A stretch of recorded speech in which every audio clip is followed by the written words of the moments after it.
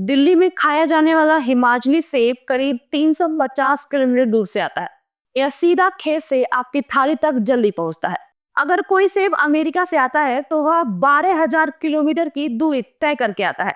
क्या आपने कभी सोचा है कि आपकी थाली में रखा एक सेब कभी कभी 12,000 किलोमीटर की यात्रा करके आपके पास पहुंचता है। नमस्कार, मैं हूं शीतल और आप देख रहे हैं सिर्फ काम की बात विद ब्लू एरा। सोचिए, इतनी दूरी तय करने में कितनी ऊर्जा खर्च हुई होगी, कितना प्रदूषण फैला होगा और कितनी लागत लगी होगी।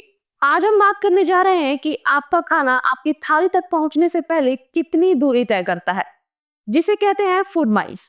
जानेंगे कि यह दूरी हमारी सेहत, हमारी जेब और हमारे पर्यावरण पर कैसे असर डालती है और क्यों लोकल खाना ही असली समाधान है। तो अभी हम बढ़ चुके हैं अपनी अगली स्लाइड पर। जानते हैं फूड माइल्स का मतलब क्या है। आपके खाने ने खेत से थाली तक पहुंचने में कितनी दूरी तय की। अगर कोई सेब अमेरिका से आता है तो वह 12,000 किलोमीटर की दूरी तय करके आता है, जबकि वही सेब अगर हिमाचल या कश्मीर से लाए जाए तो यह सिर्फ 200 से 500 किलोमीटर की दूरी तय करता है। जितनी दूरी बढ़ती है उतना ही ज्यादा ईंधन चलता है, उतनी ही ज्यादा प्रदूषण होता है और उतना खाने की लागत भी बढ़ती जाती है। यानी हर अतिरिक्त किलोमीटर का मतलब है ज्यादा पॉल्यूशन, ज्यादा कॉस्ट और ज्यादा वेस्ट। अब बात करते हैं लोकल खाना चुनने के कुछ बड़े फायदे। सबसे पहला, यह सीधा खेत से आपकी थाली तक जल्दी पहुंचता है, यानी ताजगी ज्यादा। दूसरा, यह सीजनल होता है, प्रकृति के हिसाब से उगाया जाता है और समय पर तोड़ा जाता है। ज्यादा पौष्टिक होता है क्योंकि इसमें प्रिजर्वेटिव्स या आर्टिफिशियल रिपनिंग की जरूरत कम पड़ती है। लोकल खाना मतलब फ्रेश, हेल्दी और सस्टेनेबल। अब जरा तुलना करते हैं।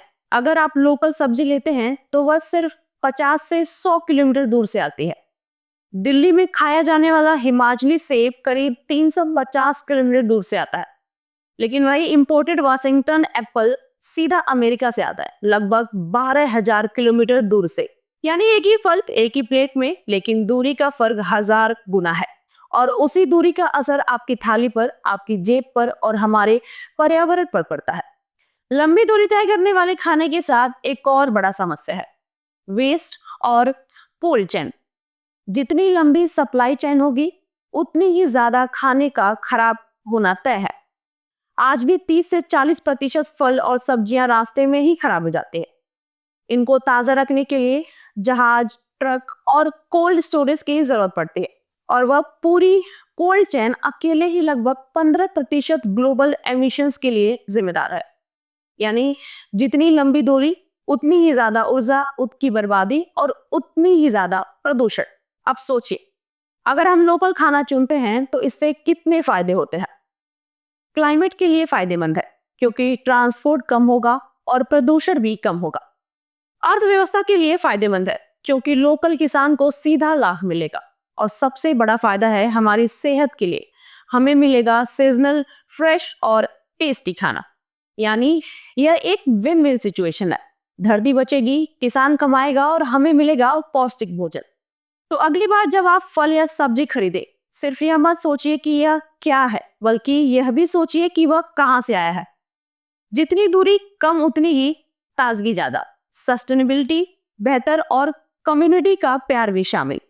याद रखिए, लोकल खाना चुनना सिर्फ एक हेल्दी चॉइस नहीं, बल्कि ये हमारे समाज, हमारी अर्थव्यवस्था, हमारी धरती के लिए भी सबसे स्मार्ट चॉइस है। मैं हूं शीतल और आप देख रहे हैं सिर्फ काम की बात विद ब्लू एरा। मिलते हैं अगली वीडियो में। धन्यवाद।